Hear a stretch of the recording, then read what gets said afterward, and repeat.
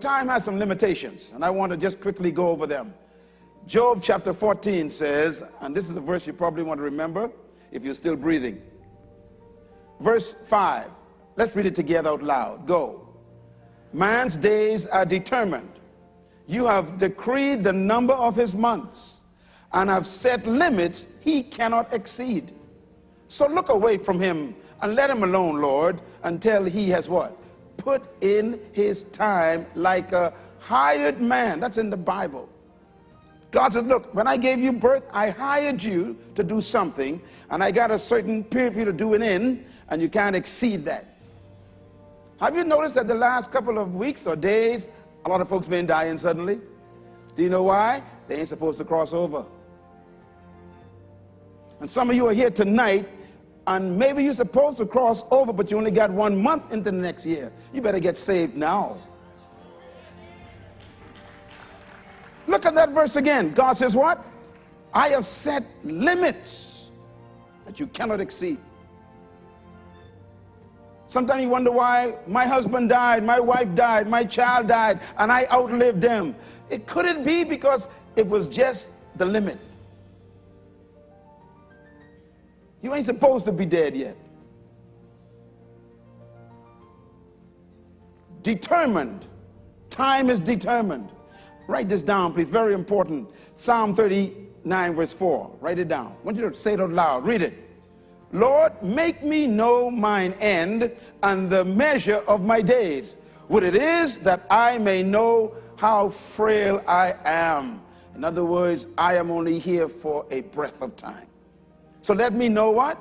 Let me know mine end. Let me know my destiny. Let me know what I'm supposed to do with my life quickly.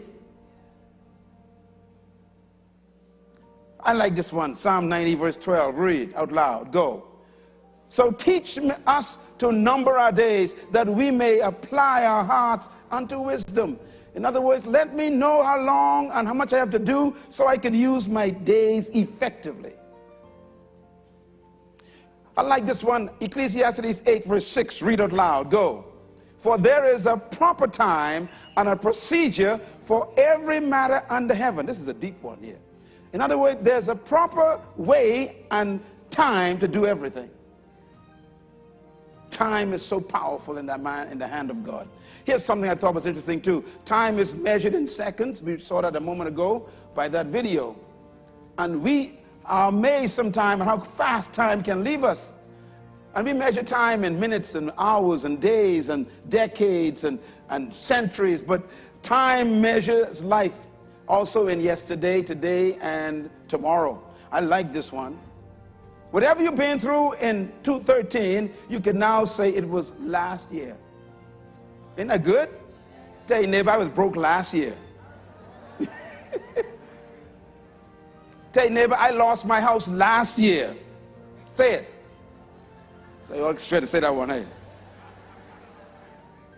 In other words, whatever happened in the past separates you from the future. That's how good time is.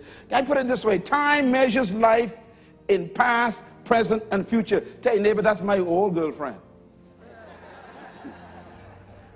Say it. I used to be sick. That was yesterday. Health is on the way. Time separates your past from your present and your future. Make a note of this. Time measures life in seasons, winter, summer, autumn, and spring, because time protects us from living in a permanent condition. You won't be a divorcee all your life. Time will prove that. You won't hurt with grief all your life from the death of your family. Time will deal with that. You won't be sitting around because that man didn't marry you. There's another man on the way with a fantastic life, with plenty more money than the one you was trying to get. Time will sort this out. Give God a big praise right there, some of y'all. Praise the Lord, Sister Claudine.